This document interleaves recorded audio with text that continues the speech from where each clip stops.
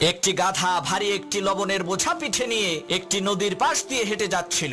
বোঝাটি এতটাই ভারী ছিল যে তার খুবই কষ্ট হচ্ছিল। হঠাৎ তার পানি পিপাসা লাগলো। নদীর পাড়ে দাঁড়িয়ে পানি খেতে গিয়ে পা পিছলে নদীতে পড়ে গেল, যার কারণে তার পিঠে থাকা বোঝায় কৃত সেই লবণগুলো নদীর পানিতে মিশে বোঝাটি হালকা হয়ে গেল। গাধা তো মহা খুশি। সে মনে করলো সে বিশাল বড় একটি জিনিস আবিষ্কার করে ফেলেছে।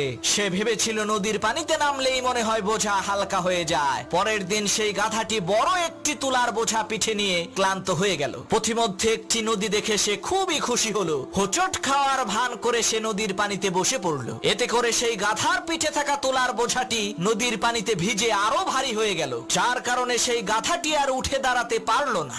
ওই গাধার মতো কিছু পাপী আছে যারা নিজেদেরকে ওই গাধার মতোই বহুত বড় জ্ঞানী আর বুদ্ধিমান মনে করে, কিন্তু কয়েকদিন পরে এমন ধরা খায় উঠে দাঁড়ানোর আর শক্তি থাকে না।